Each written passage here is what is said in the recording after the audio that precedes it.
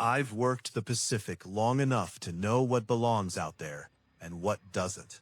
Storms belong. Rogue waves belong.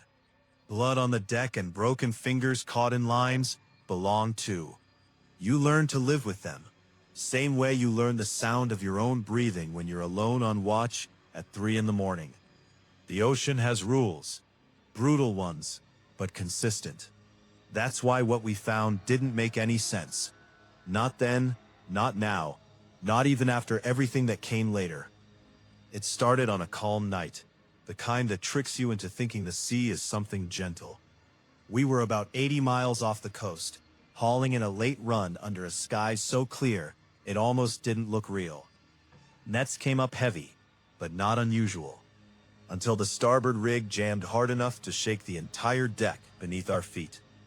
At first, we thought it was a snag, maybe debris or a half-rotted trap, tangled deep in the mesh. That happens more than people think. But the tension was wrong. Not dead weight. It shifted, like something resisting in slow motion, like it didn't want to come up.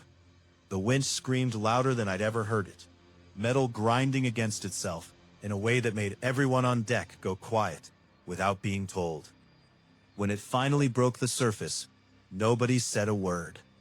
It wasn't driftwood, it wasn't gear, it was a buoy, old Navy issue by the look of it, the kind you only ever see in training manuals or documentaries.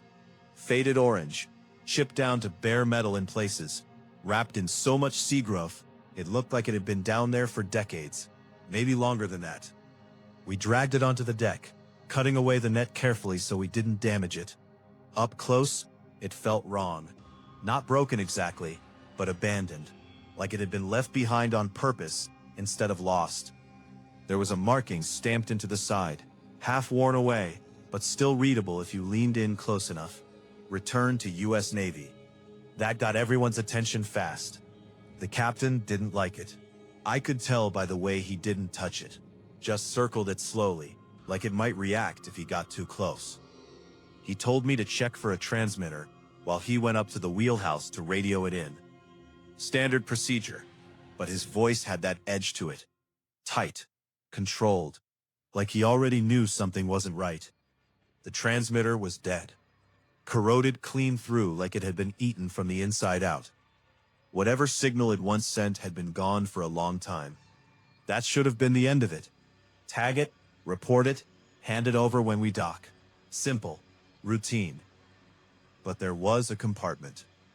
Small, sealed tight along the side, almost invisible under layers of grime and barnacles. I had to scrape it clean just to see the outline. It wasn't part of the standard design. I've handled enough equipment to know when something's been modified after the fact. It took some effort to pry it open. When it finally gave, the smell hit first. Not rot, not decay. Something dry and metallic, like old pennies and dust sealed in a closed room for years. Inside was a waterproof bag. I remember hesitating, not because I thought it was dangerous, but because something about it felt personal. Like I was about to read something I wasn't meant to see. Something that had been hidden on purpose. I opened it anyway. There were pages inside. Dozens of them, folded tight, covered in cramped handwriting that shook across the paper, like whoever wrote it couldn't keep their hands steady. Some of the pages were stained dark, the kind of stains you don't need explained to recognize. I told myself it was probably nothing. Old logs, coordinates, maybe notes from some long-forgotten training exercise. That lie lasted about 10 seconds. The first line stopped me cold. It didn't start like a report. It didn't sound official. It sounded like a warning. Not the kind you write for a superior. The kind you leave behind in case nobody makes it back. I don't remember deciding to keep reading. I just did. Right there on deck, with the engine humming beneath my boots, and the rest of the crew pretending not to watch me too closely. The longer I read, the quieter everything got. You ever have that feeling where the world pulls back a little? Like sounds get muffled, like you're suddenly somewhere else, even though you haven't moved at all? That's what it felt like. By the time the captain came back down, I was halfway through and already wishing I had never opened it. He took one look at my face and didn't ask a single question. Just held out his hand. I gave him the pages. He didn't even get through the first one before his expression changed. I've known that man for 15 years. I've seen him ride out storms that should have sunk us twice over. I've seen him patch up crew with his own hands when we were too far out for help. I had never seen him look afraid. Not until that moment. He shoved the pages back into the bag like they'd burned, sealed it tight, and told me to put everything exactly how I found it. His voice wasn't loud, but there was no room in it for argument. Then he said something that stuck with me. They're going to meet us at the dock. Not we'll report it, not we'll hand it over. They're going to meet us. And they did. When we came back in, they were already waiting. Not Coast Guard, not Standard Navy either, at least not the kind you're used to seeing. No marked vehicles, no chatter, no wasted movement. Just a group of men standing too still at the edge of the dock, like they'd been there a while, like they knew exactly when we'd arrive, down to the minute. Nobody greeted us. They just watched. The moment we secured the boat, they came aboard without asking permission. That alone told me everything I needed to know about who they were. You don't board a working vessel like that unless you're used to people not stopping you. They went straight to the buoy, didn't look at the catch, didn't talk to the crew, didn't even acknowledge the captain at first. It was like the rest of us didn't exist. One of them asked, "Who opened it?" Just that. No introduction, no explanation. The captain hesitated for half a second, then nodded toward me. Every single one of them looked at me at the same time. It's a strange thing, being the center of attention like that. Not curiosity, not anger, just calculation. Like they were measuring something they hadn't decided on yet. "Did you read the contents?" the same man asked. I should have lied. I didn't. "Some of it," I said. He held my gaze for a second longer than comfortable, then gave a small nod, like that confirmed something. "Collect everything," he told the others. They moved fast after that. Efficient, practiced. The buoy was lifted, sealed, and transferred off the boat in under 5 minutes. One of them checked the compartment, making sure nothing had been left behind.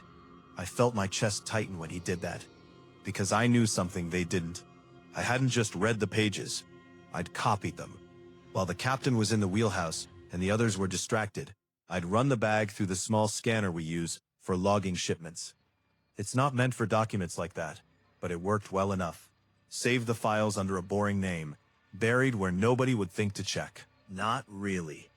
It just felt necessary. Like something in the back of my mind was already telling me this wasn't something you let disappear. Once they had the buoy, they finally acknowledged the rest of us. We were handed papers, non-disclosure agreements, immediate and non-negotiable. No reading through them, no asking questions, just sign. "What happens if we don't?" one of the deckhands asked. The man looked at him, not annoyed, not threatening, just flat. "You will," he said. That was the end of that. We signed. Every single one of us. They told us it was classified. That we were not to discuss what we found, what we saw, or what we thought we saw with anyone. Not family, not friends, not online. Then they said we'd be compensated. Like that made it even. Before they left, the same man turned back to me. "If you remember anything else," he said, "anything at all, you report it immediately." I nodded. He held my gaze one last time, then stepped off the boat. And just like that, they were gone. No explanation, no follow-up. Just silence. The captain didn't say anything for a long time after that. Just stood there, staring at the spot where the buoy had been like he was trying to convince himself it hadn't actually been there. Finally, he turned to us. "You forget this," he said. "All of it." Nobody argued. What else were we supposed to do? We went back to work, finished unloading, cleaned the deck, did everything exactly the same as we always do. But it didn't feel the same. Something had shifted. You could see it in the way people avoided that section of the deck. The way conversations stopped a little too quickly. The way nobody joked as much as usual. Like we'd all agreed, without saying it out loud, that something had happened we weren't equipped to deal with. I went home that night and tried to sleep. Didn't work. Every time I closed my eyes, I saw those pages again. The handwriting, the stains, the way the words seemed to press into the paper, like they'd been written with more force than necessary. Like whoever wrote them was trying to make sure they lasted. I told myself to delete the copies. That would have been the smart thing to do. The safe thing. I didn't. Instead, I opened them. Told myself I'd just skim. Just enough to satisfy the curiosity that was already eating at me.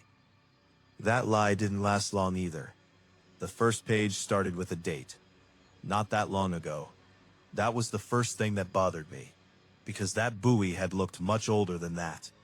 I tried not to think about it, tried to focus on the words instead.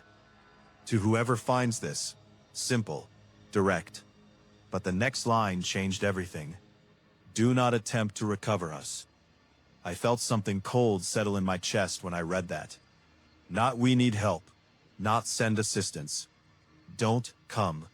That's not something people write, unless they've already decided rescue isn't just impossible.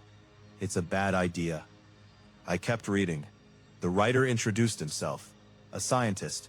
Marine biology, oceanography, archaeology. Credentials stacked high enough that you could tell this wasn't some random person scribbling nonsense. This was someone who understood the ocean. Someone who wasn't easily shaken. And he was terrified. Not panicked, not rambling, controlled. Which somehow made it worse. He talked about an expedition, a discovery deep below the surface. Something unusual picked up on sonar. Ruins.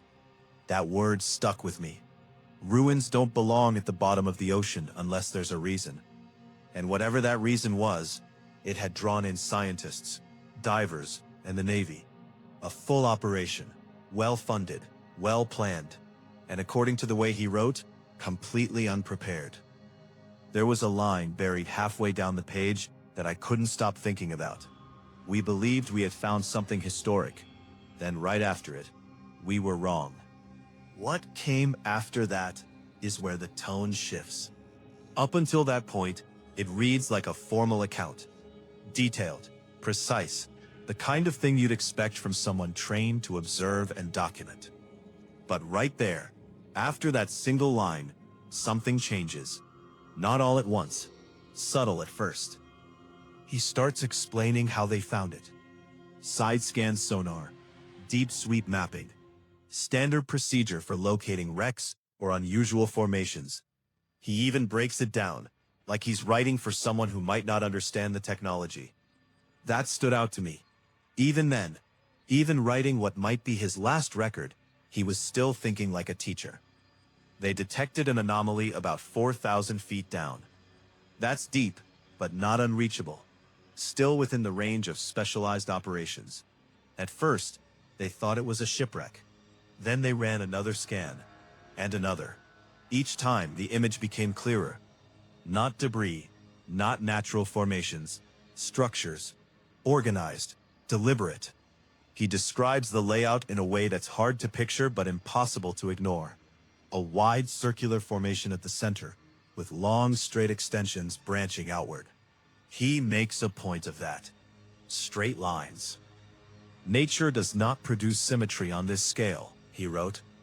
That line stuck with me, because he wasn't guessing. He was stating a fact.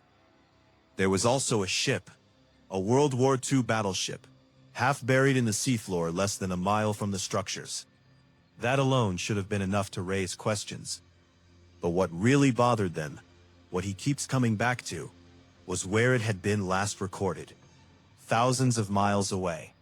Not drifted, not carried, displaced. He doesn't offer an explanation, just repeats the data. Like he's hoping it'll make sense the second time. It doesn't. From there, he explains how they got involved. A private organization, heavy funding, advanced equipment. The kind of operation that doesn't get assembled overnight. They built a research station on the ocean floor. That part made me stop reading for a second, because it sounded insane. Not impossible, just excessive. You don't build something like that unless you plan on staying. Unless whatever you found is important enough to justify the risk, or valuable enough.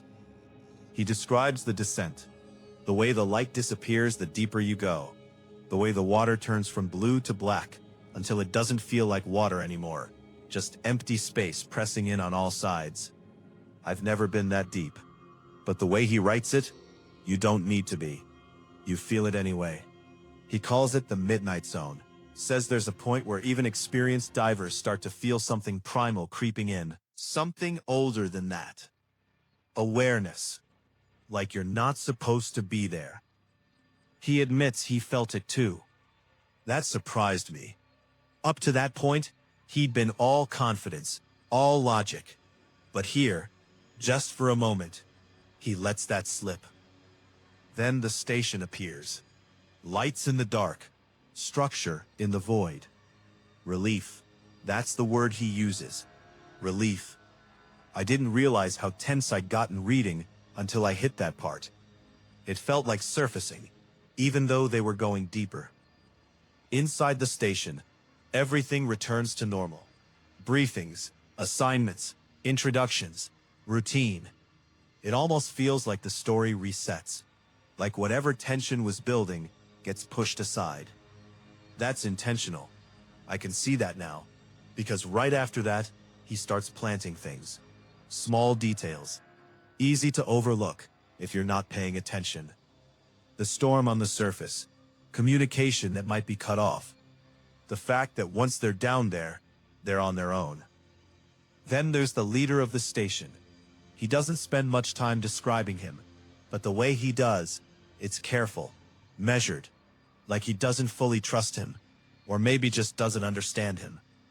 Then come the teams, divers, scientists, specialists, everyone highly qualified, everyone confident, everyone exactly the kind of people you'd want in a situation like that. And that's important, because it means what happens next isn't due to incompetence. It's not a mistake. It's something else. Their first dive to the site is described in detail. The suits, the equipment, the communication checks, all standard, all controlled. They follow guide ropes laid out from the station. That part matters more than it seems, because it tells you one thing clearly. Without those guides, you don't find your way back. They reach the structures after about 15 minutes, and this is where the tone shifts again. Not abruptly, but enough that you feel it. He describes the first sight of the ruins. Pillars, massive ones, rising up out of the ocean floor, stretching beyond the reach of their lights. Covered in growth, but still intact. Still standing. After how long? He doesn't say. Maybe he doesn't know. Maybe he doesn't want to guess. The scale of it overwhelms them. You can tell from the way he writes it. Shorter sentences, less technical detail, more reaction. That's when the excitement comes back. For a moment, everything feels like discovery again. Like this is what they came for, what they were meant to find. They start working, setting up lights, mapping the area, documenting everything. Hours pass, nothing goes wrong, and that's the part that gets you. Because if you've been paying attention, you're waiting for it. You know something is coming, so when nothing happens, it feels wrong. He and one of the others find carvings on one of the pillars. That's the first real crack. He describes clearing away the buildup slowly, carefully, revealing shapes underneath, images, not random, telling a story. He doesn't rush this part. He takes his time describing what they saw. And I wish he hadn't, because once you picture it, it sticks. A creature, massive, not just large, impossibly large, with features that don't belong together. Something pulled from nightmares and made solid. He doesn't call it a god, doesn't call it anything really, just describes it, which somehow makes it worse. Because he's not exaggerating, he's reporting. The carvings show it pulling ships down, tearing people apart, not hunting, enjoying it. That's the detail he keeps coming back to. Not survival, not instinct, malice. The others react, shock, disbelief, but he doesn't dismiss it. He tries to rationalize. Says it's mythology, symbolism, ancient fear carved into stone. That's what he tells them. That's what he tells himself. But there's a line right after that. Short, almost easy to miss. I did not believe my own explanation. They keep working after that. That's the part that stayed with me the most. Not the carvings, not the description of that thing etched into stone like it had been worshipped or feared or both. It's the fact that they saw all of that and still kept going. Cataloging, measuring, recording. Like routine could protect them. Like staying busy would keep whatever that place was from noticing them. He even admits it in a way. Says they pushed forward because stopping would mean acknowledging something they weren't ready to accept. So they moved toward the center. He describes it as a wide open space, almost perfectly circular, flat compared to the rest of the site, with only a few scattered formations rising from the ground. But what stood out wasn't what was there, it was what wasn't. No debris, no collapse, no sign of decay beyond the surface layer. It was too preserved. At the center, carved into the stone, was a spiral, large enough that they could walk across it and still not see the full pattern from where they stood. Deep grooves, worn by time but still clearly defined. He mentions feeling it through the suit. That detail didn't make sense to me at first, until I realized what he meant.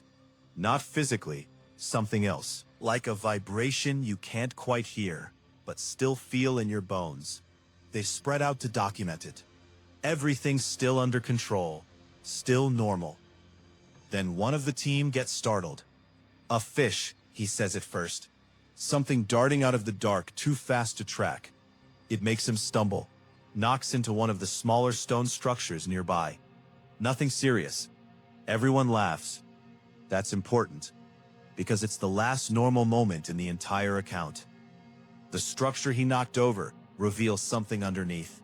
An opening. Rectangular. Clean edges. Not natural. A space beneath the ruins. He describes looking at it. Not for long, but long enough. And that's when it happens again. That feeling. Stronger this time. Not just awareness. Pull. That's the word he uses. Like something was reaching up from that darkness and hooking into his thoughts, trying to draw him closer. Not physically, mentally. He says for a moment he wanted to go down there. Not out of curiosity, not even out of duty. Just wanted to. That's when someone calls his name and breaks it, snaps him out of it. And just like that, the feeling fades. He brushes it off, tells himself it was nothing, tells the others they'll come back to it later, that they're low on oxygen, that they need to head back. All reasonable, all logical, except he doesn't mention the real reason. Not out loud, but you can see it in the way he writes. He was afraid of that opening. They return to the station. Nothing follows them. Nothing happens on the way back. Again, that's important, because it lets them believe just for a little longer that they're still in control. Days pass, then weeks. They continue working the site, mapping, collecting samples, running translations on the carvings they brought back. Everything stays stable. No more feelings, no more incidents. He even writes that he started to relax, started to believe that whatever happened before was just stress, isolation, pressure, all the things you'd expect that deep underwater. The surface team leaves due to the storm. Communication becomes limited. They're officially alone. Still, nothing goes wrong until it does. He's out on another dive, paired with one of the others. They're working along the outer edge this time, further from the center, further from that opening. And that's when he sees it. A tricycle. That's how he describes it. Small, red, sitting upright on the ocean floor like it had been placed there carefully. No rust, no damage, no growth, like it had just been set down. 4,000 feet below the surface. He tries to explain it. says it could have fallen from a boat. But he immediately contradicts himself. Too clean, too intact, too wrong. Then comes the part that made me put the pages down the first time I read it. He says it looked familiar. Not just recognizable, personal, like he'd seen it before somewhere he couldn't quite remember. He turns to call his partner over, looks back, and it's gone. Not moved, not drifting, gone. Just empty ocean floor where it had been seconds before. He starts questioning himself. Gas mixture, nitrogen narcosis, hallucinations. All the things that could explain it, except none of them fully fit. And deep down, he knows that. He doesn't tell the others, not yet. Decides it's better to return to the station, to regroup, to think. He calls out to his partner. No response. At first he's just annoyed, then confused. Then he turns around, and the man is gone. Not far away, not out of sight. Gone. Completely. No movement, no sound, no trail. Just an empty space where someone was standing moments ago. The equipment is still there. That's the detail that matters. Tools on the ground, undisturbed. Like the person using them had simply stopped existing. Panic starts to set in. You can feel it in the writing. The sentences get tighter, more fragmented. He calls out to the others. They respond. They didn't see him leave, didn't hear anything. Nothing on comms, just gone. The station contacts them, asks what's happening. He tries to explain. Even reading it, you can tell he's struggling to make it sound rational, because it isn't. They're given an order. Search for 15 minutes, no longer, then return immediately. They search. Of course they do, calling out, scanning lights across the ruins, checking every space they can reach. Nothing. No sign. No answer. No body. No explanation. After 15 minutes, he calls it, orders everyone back. And this is where the last line of the pages I read ends. Not the last page, just the last one I got through before I had to stop. Because of what he says next. I believe something down here has begun to notice us. That was the moment I realized something I hadn't let myself think about until then. Whatever wrote those carvings, whatever left that opening beneath the ruins, whatever took that man without a sound, it wasn't gone. And if even part of this is true, then that buoy didn't drift up from nowhere. It was sent.